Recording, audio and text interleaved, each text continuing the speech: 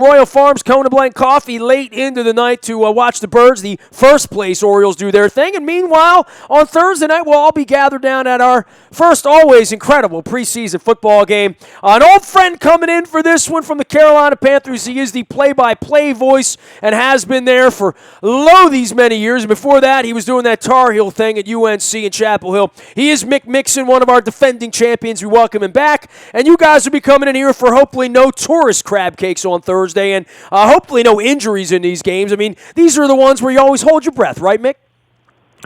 Everybody's got to resist the temptation, Nestor, to just start tippy-toeing around and wrap themselves in cotton and go half speed because one guy gets hurt. We had an injury the other day at Panthers training camp in Wofford, South Carolina. Deep backup defensive lineman got hurt, and it just cast a incredible pall over the entire field, and then guys start thinking, I could be the next. It can happen so easily and so fast.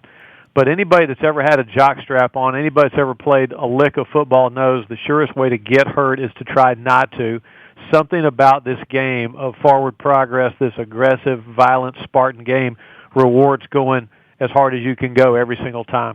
Well, we had the same issue last week here, too. We lost the D lineman, draft pick, high draft pick, guy everybody was high on, Bronson Confusey. I guess the friendly fire ends beginning, hopefully, this week, and we start to see some competition. What are we going to see from Cam Newton? I mean, last we saw here, he had his shirt off. He's playing beach volleyball across the street from my house about 2 weeks ago. That hit Twitter. Somehow he was up here, I guess, on a Kevin Plank junket. This time around, we don't know whether Flacco is going to play at all, and certainly our left tackle situation's up in the air. Well, what are the Panthers trying to get accomplished here on Thursday? I think Coach Ron Rivera wants the starters to at least get oiled up a little bit, Nestor, and get a feel for it. I think if Cam Newton, this is just what, I don't have this officially, but this is what I think. If Cam Newton could get a couple of first downs, if he could complete some passes in his first series of downs in the game against Baltimore, then that might be it for him. He might be holding the clipboard, filling up water bottles, and maybe wandering over, say hello to Steve Smith. If not, I mean, if there's a 3 and out, they'd bring him back. If there was another 3 and out, I think they want to get him a little bit of a feel for maybe crossing midfield and get that offense with some rhythm and some snap and some timing. Other than that, there are incredible position battles going on right now. For example, at linebacker, wide receiver, the defensive secondary, even the O-line, a guy like Darrell Williams who's trying to work his way into the mix. So at least from a Panther standpoint, it should be an exciting evening. Well, we got some friendly fire coming back here as well. I mean, Michael Orr's on this team. Gino Gradkowski is now Carolina Panthers, as Ed Dixon. So a little bit of a homecoming for a couple of these fellas. I think so, and even Coach Rivera. I was talking to Coach Rivera at training camp, and I asked him if he was old enough to have had some of the Unitas Colts, some of the great history of this incredible port city be on his radar screen, and he said, oh, yeah, because Coach Rivera's dad was in the military. So his dad was stationed in the Army not very far away from Baltimore. What's the fort? I'll say it wrong, I know. Fort Meade or something like that. Anyway, there's one close up there. Fort Meade is right down the road, absolutely. Well, then that's it. I've looked into it. But Coach Rivera kind of grew up a little bit of a Colts fan. I mean, he cheered for the Orioles when they were having some championship runs and then for the Colts. So this is a little bit tip of the cap from the Panthers to Baltimore for what a great sports history that region has. See, I did not know that. Next time I see Ron Rivera at the owners' meetings, and I'm assuming he'll keep his job another year or 5, I'm gonna talk about it. It's right on his Wikipedia page, right here. Military bases in Germany, Panama, Washington, and Maryland. How about that? There you go. And local. He's that kind of. He's a great guy. I love Coach Ron Rivera. I mean, the job hasn't changed him. He's had great success. He's almost been chat room, talk show, tweeted, message boarded right out of town. I've seen him with invigorating losses and eviscerating defeats, and he's as close as a human being can be to being the same guy every time. Yeah, universally well-liked, and certainly the kind of success he's had there at Carolina, as you said, almost chased out a couple times, through the years. But on the back end of the Super Bowl and the loss, and I know we've talked once or twice through training camp, or back during the draft time and minicamp time, Cam Newton, for this offseason, the thing gets bigger and bigger, and the expectations get bigger and bigger, and much like, I guess, the Golden State Warriors, I've talked to some of those guys this week out in the Bay Area, because when you win 72 games in the NBA, there's only one way to go down, and when you win 15 in the NFL and you lose a Super Bowl where you were in it. It was a touchdown game, going into the fourth quarter. I guess this is a different feel for this team where they are going to be the hunted this year. There's no doubt about that. Good call. Coach Rivera and the whole staff have made sure this team knows, and not just from the start of training camp, but back during the summer, that the Panthers are not defending anything. This is not the continuation of anything. This is the start of a new campaign. And Coach Rivera is a learner. I think you would like that about him, Nestor. He goes to Duke basketball games not just to be seen on ESPN, not to bump up fists with Jay Billis or Dickie V, but to learn, to study from Mike Krzyzewski, to watch how he interacts with officials, assistants, his players. Coach Rivera spent some time with John Madden this offseason. And Coach Madden, I guess there's an old saying that knowledge kind of comes and goes, but wisdom tends to hang around. And Coach Rivera learned from John Madden that you cannot try to pick up where you left off after a Super Bowl season. It will not work. It's its NFL own thing, teams right? remake themselves, so you got to build from the foundation up. Well, certainly the secondary is the question mark, I think, for the Panthers going into the season, and I know it's something everybody's going to be looking at. Most of the team has returned intact, but it's very, very obvious the hits this team's taken on the back end, and their willingness in the offseason to spend a lot of their draft capital trying to replenish that. Yeah, tons of new guys on the team, and I think that no more glaring absence than Josh Norman, who took his incredible cover skills and Chris Rock-like effervescent personality to D.C. So will you be able to replace Josh Norman? Of course not. There is only one Josh Norman on and off the field. But you can buy a lot of cornerback with the money that the Panthers would have had to pay Josh Norman to play 1 year when long-term contract talks broke down.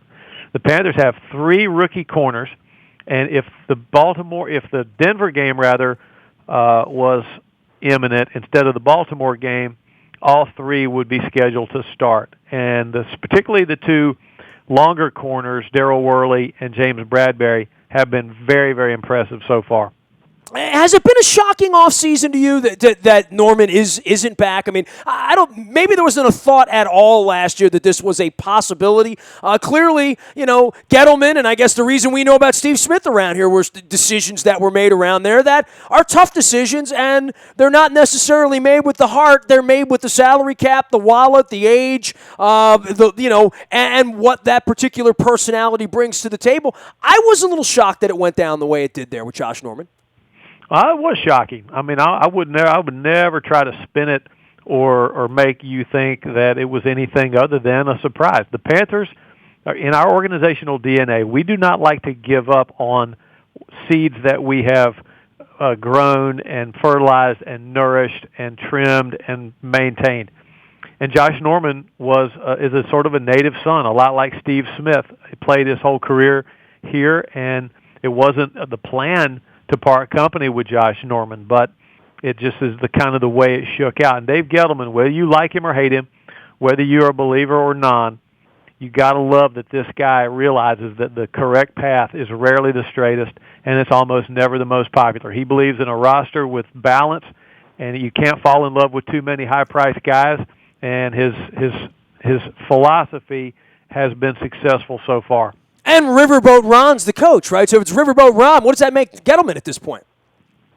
Gambling Gettleman. The worst thing you could do to Dave Gettleman is to try to put some kind of nickname on him, because he loves the little dark corners of the office. He does not like being out in the center ring where the bright lights are. He wants the players and the coaches to get the limelight. He's a great interview if you can get him to hold still long enough, but it's not his default setting. Well, long-term scout, right? Long-term executive, and he's always been a behind-the-scenes guy. I would say no one in our fan base would even know what he looks like if he was in the stands. He's a gym rat. I mean, his favorite thing is to be in his office with the clicker, with this array of video screens he's got, breaking down tape. The best thing about Dave Gettleman, besides his internal fabric and how tightly joined at the iliac crest he and Ron Rivera are, is what an astute evaluator of talent he is.